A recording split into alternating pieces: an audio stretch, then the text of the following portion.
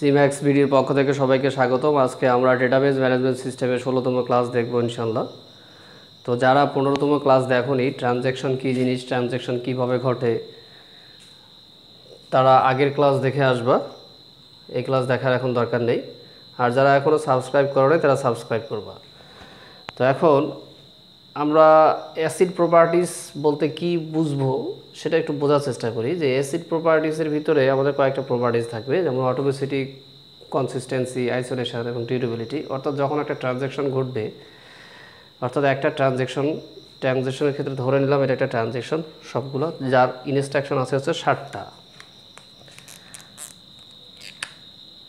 T1 এর অধীনে instruction আছে হচ্ছে আমার 1 থেকে 7।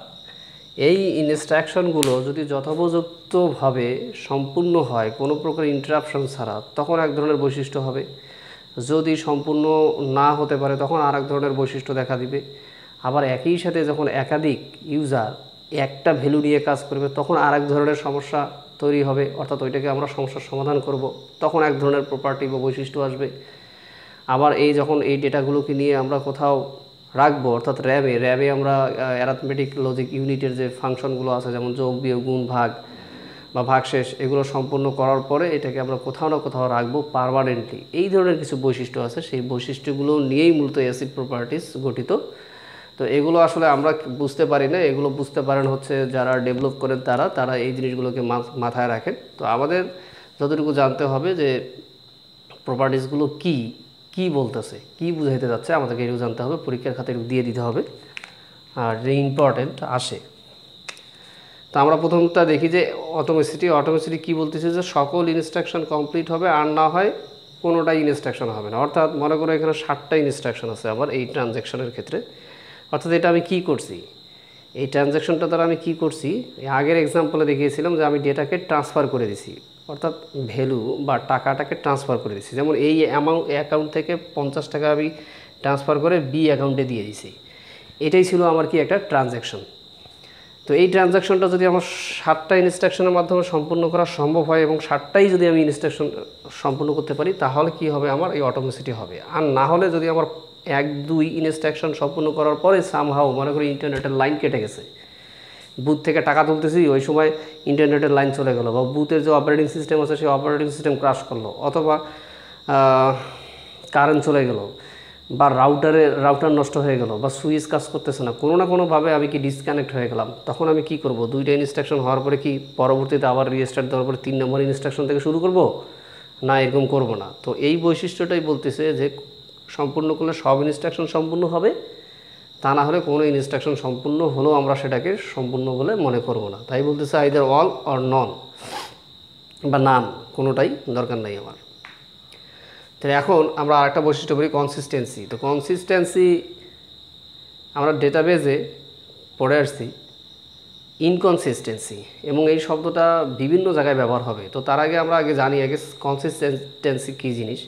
সামঞ্জস্যতা বা মিল রাখে, মানে সামঞ্জস্যপূর্ণ। যেমন আমি যদি এখন বলি যে আমি আকাশে হাঁটি, তাহলে এটা সামঞ্জস্যপূর্ণ হবে না, কারণ আমি তো আকাশে হাঁটতে পারবো না। এখন যদি বলি যে পাখি আকাশে উড়ে, তাহলে এটা ঠিক আছে, পাখি তো আকাশেই উড়ে। এইটাকেই বলতেছি সামঞ্জস্যতা। কিন্তু ডেটাবেজের ক্ষেত্রে সামঞ্জস্যতা কি বুঝবো আমরা? সামঞ্জস্যতা এটাই বুঝবো যে 2 জন ইউজারের যে টাকাটা ছিল, এই টাকাটার যোগফল ট্রানজ্যাকশন হওয়ার পরে যে যোগফলটা হবে সেটা যেন সেম থাকে। যেমন ধরো এখানে 2 জনের টাকা আছে 200 আর 300, যোগ করলে হয় 500। এই ইউজার যদি কিছু টাকা ট্রান্সফার করে বি ইউজারের কাছে, এদের বি ইউজার কি অবশ্যই সেটা গ্রহণ করবে। কিন্তু দেখা গেছে এ যেটা গ্রহণ করছে, এর কাছে যেটা থাকলো সেটা নিয়ে এর থেকে বেশি হয়ে গেছে, তার মানে অসামঞ্জস্য। আগে ছিল হচ্ছে 500, এখন পাঠানোর পরে হয়ে গেছে টোটাল 700, তাহলে তো অসামঞ্জস্য, মানে ইনকনসিস্টেন্সি। তো এরকম হবে না, কি হবে, অবশ্যই সামঞ্জস্যতা বিরাজমান থাকবে, সেটাকে বলতেছে কনসিস্টেন্সি। যেমন এখানে দেখো 50 ট্রান্সফার করার পরে এতে থাকলো হচ্ছে 150, এবং বিতে এটা রিসিভ করার পরে হয়ে যাবে 350। তো 350 আর তুমি 150 যোগ করো, তাহলে দেখবে 500 আসবে। আর এই ট্রানজ্যাকশন মানে 1 থেকে 7 লাইন ইনস্ট্রাকশনগুলো এক্সিকিউট হওয়ার পূর্বে যদি তুমি এটাকে যোগ করো, তাহলেও দেখবে কত, 500। অর্থাৎ এটা তাহলে আমাদের এরকম থাকতে হবে, অর্থাৎ কনসিস্টেন্সি থাকতে হবে। এখন আমাদের আর আরেকটা পার্ট দেখবো আমরা, খুব আইসোলেশন খুব ইম্পর্টেন্ট আর কি। আইসোলেশন কথাগুলো আসলে বোঝা উচিত, এই জন্য আমি আসলে এগুলো এলিবোরেট করছি, কারণ আমরা তো বই পড়ি, তারপরেও একটু জানা দরকার। তো আইসোলেশন তো এখন আমাদের মনে হয় সবাই জানা আছে আর কি। আমরা সবাই কোয়ারেন্টাইনে থাকতেছি, আইসোলেটেড অবস্থায় থাকতেছি, অর্থাৎ যারা করোনা ভাইরাসে পজিটিভ আসতেছে বা আসতেছি, যাদের মধ্যে আছে, তারা কি হয়ে যাচ্ছে, আইসোলেটেড অবস্থায় চলে যেতেছে, আইসোলেশনে রাখতেছে, মানে ডিটাচ করে রাখতেছে। তো ডেটাবেজের ক্ষেত্রে কি বা এই ট্রানজ্যাকশনের ক্ষেত্রে কি বুঝাবে আইসোলেশনটা? তো ট্রানজ্যাকশনের ক্ষেত্রে আইসোলেশনটা এটাই বুঝাবে যে কোনো একটা ভ্যালু নিয়ে যদি একাধিক ইউজার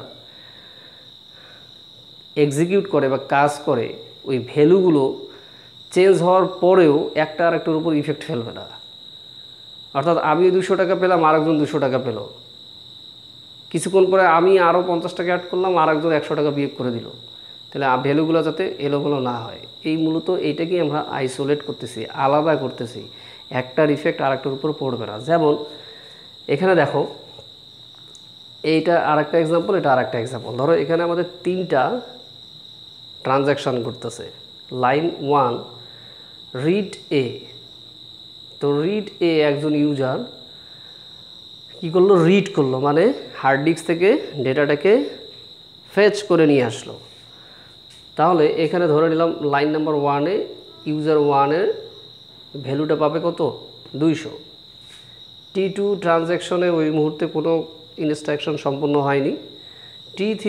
T3 ট্রানজ্যাকশনের ক্ষেত্রে লাইন নাম্বার 1-এর ক্ষেত্রে ইউজার 2 কী করবে, আবার রিড করবে, ওই ভ্যালুটাকেই ফেচ করে নিয়ে আসবে। অর্থাৎ ডেটাবেজের ভিতরে অথবা হার্ড ডিস্কের ভিতরে যে ভ্যালুটা থাকবে, অর্থাৎ এই 200 ছিল হার্ড ডিস্কের ভিতরে, এটা আমি আগের ক্লাসে দেখাইছি।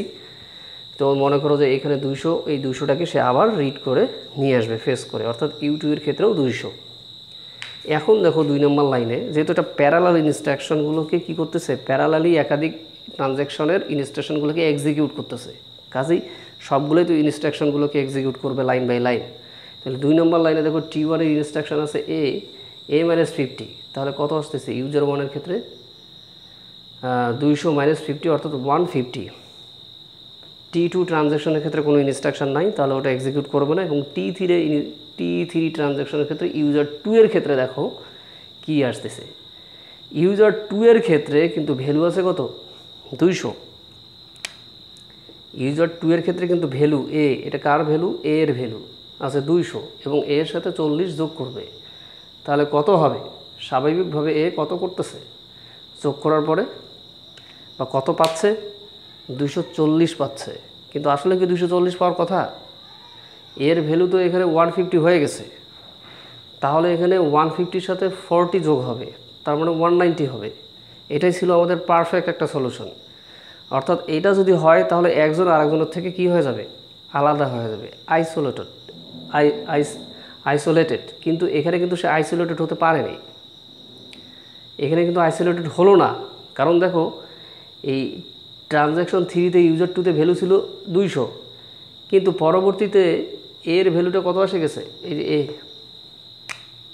এটা কিন্তু ইউজার 1-এর এর ভ্যালুটা আসছে হচ্ছে 150, এটা হচ্ছে ঠিক ওই একই সময়ে তো ট্রানজ্যাকশন 2 এর কোনো ইনস্ট্রাকশন নাই জন্য এক্সিকিউট করলো না, কিন্তু ট্রানজ্যাকশন 3-তে তো আরেকটা ইনস্ট্রাকশন আছে, সেটা তো এক্সিকিউট করতে হবে, যেহেতু প্যারালাল।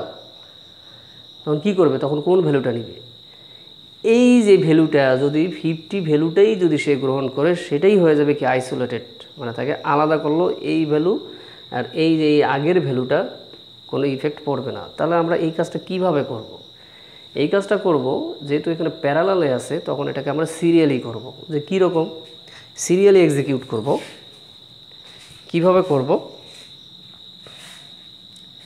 যে আগে T1 এক্সিকিউট হবে, লাইন নাম্বার 1 T1-এ আছে হচ্ছে 200, এরপরে T3 কত, 200 সিরিয়াল, কিন্তু T1-এর পরে T3, এরপরে আবার T1। এখন T1-এর ভ্যালু কত আসছে আমাদের, A-50, অর্থাৎ 150।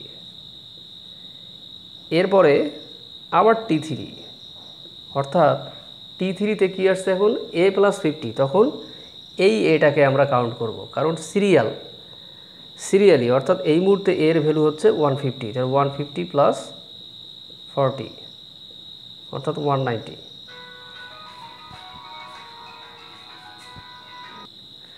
তাহলে যখন আমরা সিরিয়ালি এক্সিকিউট করব, প্যারালালি এক্সিকিউট না করে, যদিও একই সাথে দুইজন ইউজার একটা ভ্যালু নিয়েই কাজ করতেছে, তো একজন চেঞ্জ করলে যে আরেকজনের উপরে ইফেক্ট পড়বে সেই পড়াটা থেকেই আমরা বিরত রাখলাম এবং সেটাকেই আমরা বলতেছি আইসোলেটেড করলাম, মানে আলাদা করলাম, মানে ওর প্রভাবটা যেন আরেকজনের উপরে না পড়ে। যেমন এই যে এখানে 200 ধরে রাখলো, এর প্রভাবটা যেন এখানে না আসে। 200 রাখা যাবে না, তো 200 রাখলে তো ভ্যালুটা ঠিক থাকতেছে না। এটাকেই আমরা বলতেছি কি আইসোলেশন। এখন আরেকটা প্রপার্টি আছে আমাদের, সেটাকে বলতেছি আমরা ডিউরেবিলিটি। তো ডিউরেবিলিটিটা অলমোস্ট আমি আগের ক্লাসেই বুঝায় রাখছি যে ফাইনালি যখন এই ভ্যালুগুলো আপডেট হবে, এই ভ্যালুগুলো কোথায় আপডেট হয়? এই ভ্যালুগুলো থাকে হচ্ছে র্যামের ভিতরে।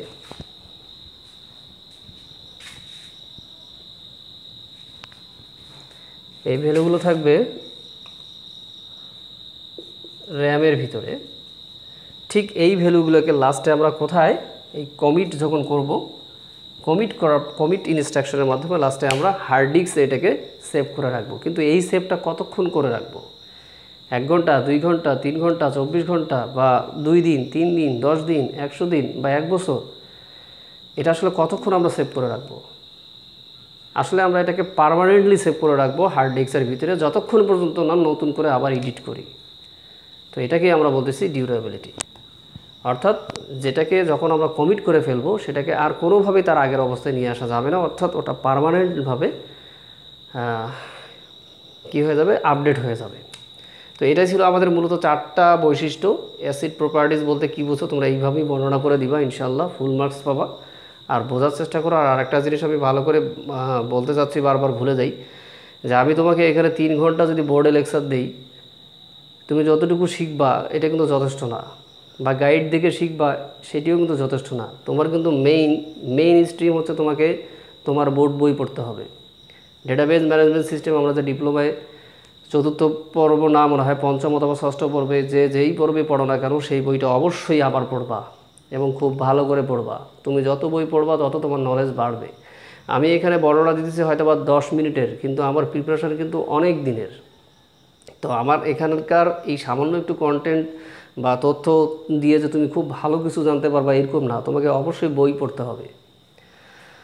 তো ধন্যবাদ সবাইকে।